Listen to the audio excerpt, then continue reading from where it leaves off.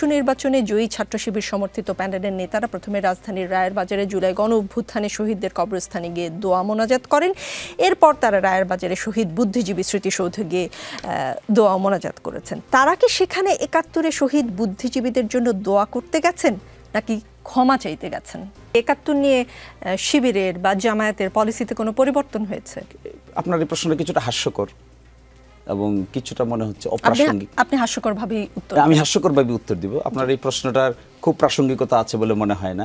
ডাকসু নির্বাচনে তারা ইলেক্টেড হয়েছে, তারা জুলাই এদের কবর জিয়ারত করতে গিয়েছে, শহীদ বুদ্ধিজীবীদের কবর জিয়ারত করতে গিয়েছে। সেটা কি পাশে ছিল বলে, মানে না হলে যেত না, এরকম কিছু?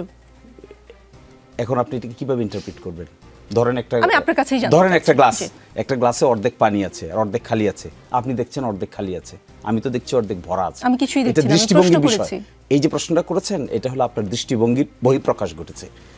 এখানে আছে বলে যেত না, এখানে আসে বলে যেত। Is it a fallacy? Can it be argued? What should be the argument?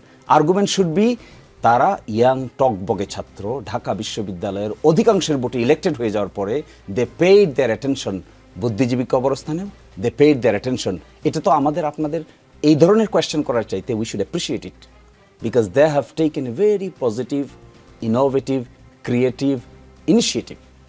আমি আপনি এটাকে বিভিন্ন অ্যাঙ্গেলে দেখতে পারি, but I find this approach is a positive, innovative and inclusive approach. Students should behave like this. এখন তারা ডাকসুতে এসেছে, এখন দেখতে হবে বাকি এক বছর কী ধরনের অ্যাটমসফিয়ার তারা ক্রিয়েট করে, কী ধরনের প্রোগ্রাম তারা নেয়, যারা হেরেছে, জিততে পারে নাই, তাদের প্রতি কী অ্যাটিটিউড তাদের হয়, তাদেরকে কিভাবে তারা ইনক্লুড করেন এখানে, নারীদের সঙ্গে কী ধরনের ব্যবহার করেন, শিক্ষকদের সঙ্গে কী ধরনের ব্যবহার করেন, বসগিরি করেন নাকি ফ্রেন্ডশিপ করেন। দ্যাট উইল ডিটারমিন দেয়ার ফেট। আমাদের এখন উচিত তাদেরকে ইন্সপায়ার করা two behave like a student, not like a